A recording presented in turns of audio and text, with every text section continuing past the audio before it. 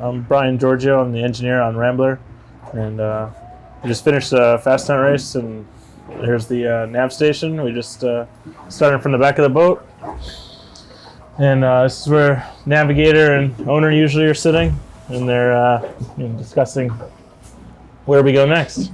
And moving forward, this is the area we call the systems bay, and in here we have our batteries and controls for all our functions on board: DC distribution, engine control, and hydraulic control.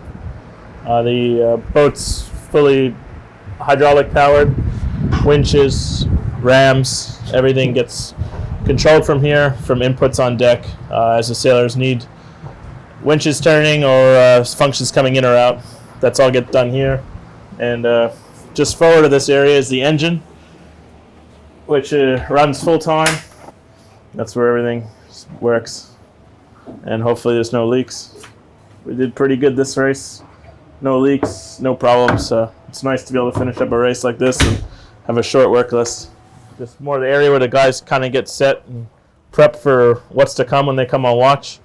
Nice room for storing your gear, and yeah, it's good to have a little bit of a chat with the guys that are coming down to know how much gear to bring or what's in store up on deck.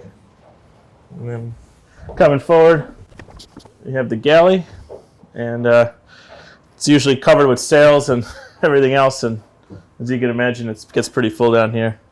And then all the way forward into the bow, where this is usually empty and locked up for sailing.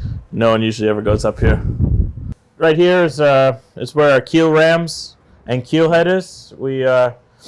These hatches stay bolted down and shut for the entirety of the race or whenever the boat's moving, unless of course there's an emergency we have to get to the rams themselves. There's 2 rams identical on each side for redundancy. Each ram could do the job of the other. If we do have an issue offshore where one fails, we're still going to be continue racing and continuing along. We've one major change we've done to the boat is we've added a meter to the keel, so that involved a whole new keel fin and all the bits that go with it, and a new bulb. So the 7-meter keel now makes things a little bit trickier getting the boat around, but as far as performance is concerned, it's much better, and you could really feel the performance and the weight that the boat has lost because of the deeper fin. Because what's nice thing about reducing weight is it's something that affects the boat no matter what's happening to it. So even in the light, we're able to continue the boat moving along, and as the breeze comes on, we're enjoying a little bit higher top end speeds, and with the more bow out attitude, and skimming along nicely as before. We're just a little bit heavier, a little bit more bow down, and what's the nice thing, like I said, when you lose the weight, it affects the boat at all times. Yeah, next we're gonna head back to where the water ballast pump is and the water maker. Back here, this is the Traveler bulkhead. So right above us is where the Traveler attaches, and just forward here is the back of what you'd consider a living space on board. And the ballast pump is just behind the water maker here. With only 1,400 liters of water ballast, it's the pump's relatively small and all the plumbing's relatively small compared to some other boats that are heavily water ballasted. But for us, we use it quite a bit, and the pump does everything it needs to do in under 5 minutes. So it works for us. And the tanks are just after this bulkhead, all the way outboard. So it's nice when you put 1,400 liters all the way aft, all the way outboard, you can definitely feel it. Here we are up on the bow, and as you can see, we have pretty traditional setup forward.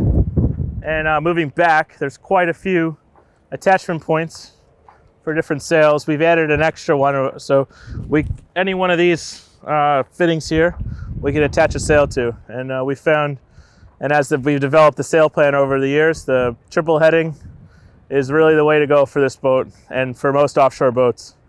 So sails low, flat, sail plan is it works way better than the big baggy sails driving the bow into the water. And this was the last one we put in, and we could put a small staysail up which could live up most of the time during the race.